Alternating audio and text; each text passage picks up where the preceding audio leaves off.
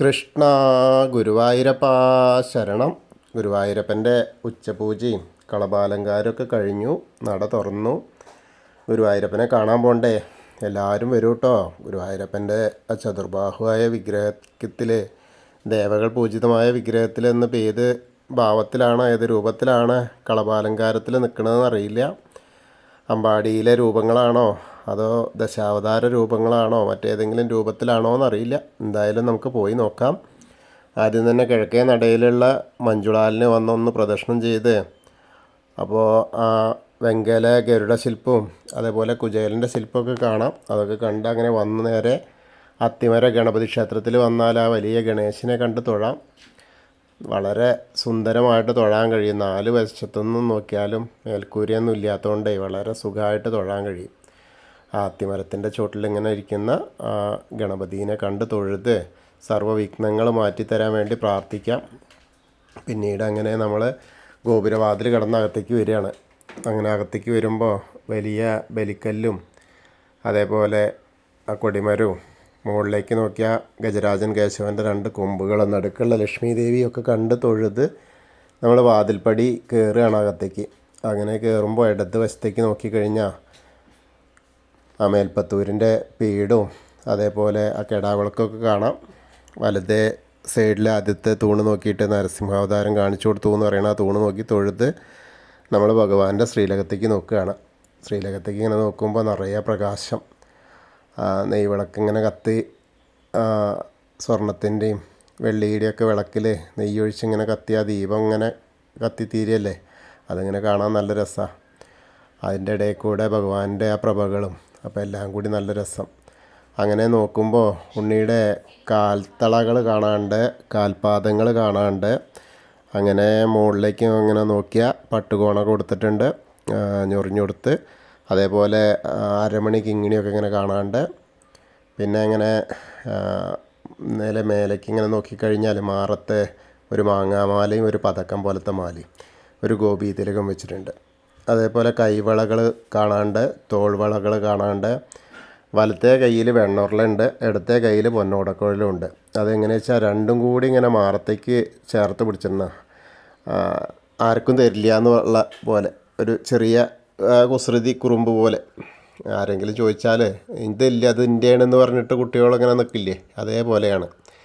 ഇതാർക്കും തരില്ല, അത് ഇന്ത്യ കേട്ടോ എന്ന് പറയണ ആ ഒരു കാഴ്ച. അങ്ങനെ മുകളിലേക്ക് ഇങ്ങനെ മുഖത്തേക്ക് നോക്കിയാലോ, എന്നാൽ ഇതിനൊക്കെ വിപരീതമായിട്ട് ആൾ നല്ല ശരിയാണ്.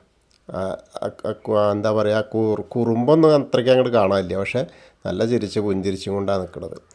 അങ്ങനെ തിരുനെറ്റിയിലൊരു ഗോപീതിലകം വെച്ചിട്ടുണ്ട്. പിന്നെ തിരുമുടിമാലകളുണ്ട്. തിരുമുടിമാലകൾ എങ്ങനെയാ വെച്ചാൽ 2 തിരുമുടിമാല ഉണ്ട്. അത് വെളുത്ത പൂവും തെച്ചിയും കൂടിയും ചേർന്ന പോലെ, കുറേശ്ശെ ഉള്ള പോലെ.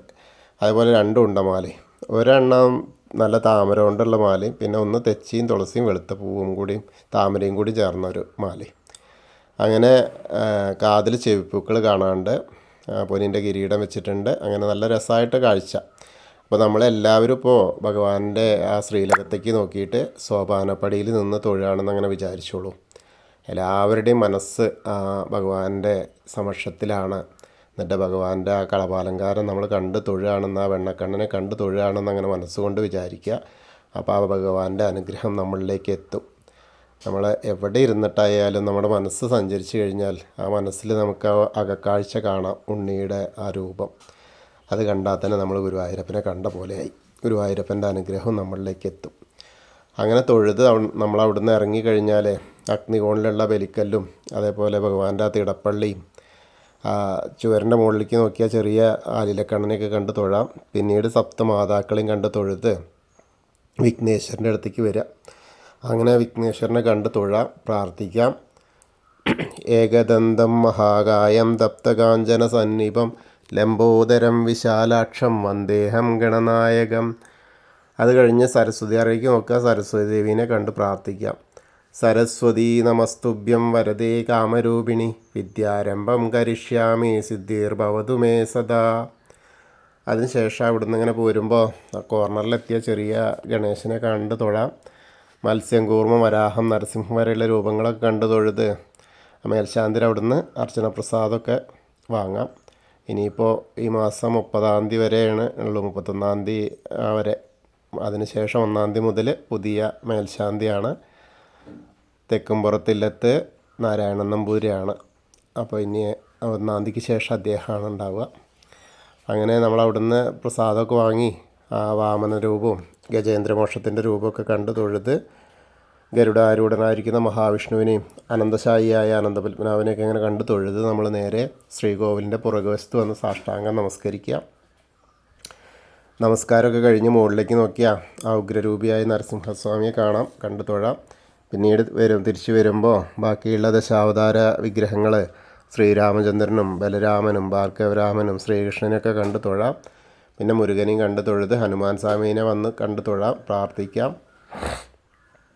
ത്വമസ്മിൻ കാര്യനിര്യാഗേ പ്രമാണം ഹരിസത്തമ ഹനുമാൻ യജ്ഞമാസ്തായ ദുഃഖക്ഷയകരോ ഭവ മനോജവം മാരുതതുല്യവേഗം ജിതേന്ദ്രിയം ബുദ്ധിമതാം വരിഷ്ഠം വാദാത്മജം വാനരയൂതമുഖ്യം ശ്രീരാമദൂതം ശിരസാ നമാമി.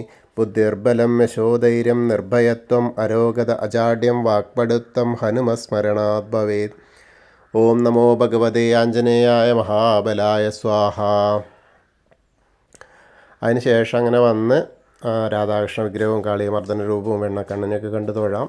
പിന്നീട് അങ്ങനെ ഓവിൻ്റെ അവിടേക്ക് വരിക. ഓവിൻ്റെ അവിടെ നിന്ന് നന്നായിട്ട് പ്രാർത്ഥിക്കാം. ഭഗവാനെ നന്നായിട്ട് പ്രാർത്ഥിച്ച് ആ താമരക്കണ്ണനെ കണ്ട് തൊഴാം. പിന്നീട് അവിടുന്ന് നിന്ന് കിഴക്ക് വശത്തേക്ക് നോക്കിയാൽ കൊടിമരം കണ്ട് തൊഴാം. മണിക്കിണറും അതേപോലെ ഭഗവാന്റെ നൃത്താറയൊക്കെ കണ്ട് തൊഴുത് കുറുവരമ്മയും നാരദരെയും മേൽപ്പത്തൂരിനെയും അതേപോലെ വസുദേവരെ ആ ഉണ്ണീനെ കൊണ്ടുപോകുന്ന ആ വസുദേവരെയൊക്കെ കണ്ട് തൊഴുത് അങ്ങനെ വടക്കേ നടയിൽ കൂടെ പുറത്തേക്ക് വന്ന് പ്രസാദ കൗണ്ടറിൻ്റെ അവിടുന്ന് ചന്ദനവും തീർത്തൊക്കെ വാങ്ങാം. അതിനുശേഷം നമ്മൾ എടത്തരികത്തുകാവിലെ ഭഗവതിയെ കാണാനായിട്ട് പോവാം. അങ്ങനെ അമ്മയെ കണ്ട് തൊഴുത് പ്രാർത്ഥിക്കാം. സർവമംഗളമാംഗല്യേ ശിവേ സർവാർത്ഥസാധികേ ശരണ്യേ ത്രയംബകേ ഗൗരി നാരായണി നമസ്തുതേ. അങ്ങനെ അമ്മയെ കണ്ട് തൊഴുത് അവിടുന്ന് വരുമ്പോൾ ആ കോർണറിലെത്തിയാൽ വടക്ക് പടിഞ്ഞാറ് ഭാഗത്തേക്ക് തിരിഞ്ഞു നിന്ന് മമ്മിയൂർ പോകുന്ന പോലെ സങ്കല്പിച്ച് മമ്മിയൂരപ്പനെ മനസ്സിൽ വിചാരിച്ച് നമശിവായ നമശിവായ നമശിവായ എന്നുള്ള പഞ്ചാക്ഷരി മന്ത്രം ജപിക്കുക. അപ്പോൾ നമുക്ക് മമ്മിയൂരപ്പൻ്റെ അനുഗ്രഹം കിട്ടും. അതിനുശേഷം നമ്മളങ്ങനെ കൊടിമരത്തിൻ്റെ അവിടെ വന്ന് വീണ്ടും ഭഗവാന്റെ ശ്രീലകത്തേക്ക് നോക്കിയിട്ട് ആ ഉണ്ണിയെ കണ്ട് തൊഴാം, നമസ്കരിക്കാം. പിന്നീട് അങ്ങനെ കൂത്തമ്പലത്തിലും തൊഴുത് നമസ്കരിക്കാം. പിന്നെ അയ്യപ്പസ്വാമിയെ കണ്ട് തൊഴുത് പ്രാർത്ഥിക്കാം. ഭൂതനാഥ സദാനന്ദ സർവഭൂതദയാപര രക്ഷ രക്ഷ മഹാബാഹോ ശാസ്തേ സ്തുഭ്യം നമോ നമ. അങ്ങനെ അവിടെ പ്രദർശനം ചെയ്ത് വന്ന് പടിഞ്ഞാറ നടയിലുള്ള ദീപസ്തംഭത്തിൻ്റെ മുകളിലുള്ള വേണുഗോപാലിനെയും കൊടിമരത്തിൻ്റെ മുകളിലുള്ള ഗരുഡധ്വജനെയും കണ്ട് തൊഴുത് പടിഞ്ഞാറ നടുവിൽ കൂടെ പുറത്തേക്ക് വന്ന് രുദ്രതീർത്ഥക്കുളത്തെ ഒന്ന് പ്രദർശനം ചെയ്യാനായിട്ട് പോവാം. പ്രദർശനം ചെയ്യുമ്പോൾ കാളിയമർദ്ദന രൂപിയെ കണ്ട് തൊഴാം.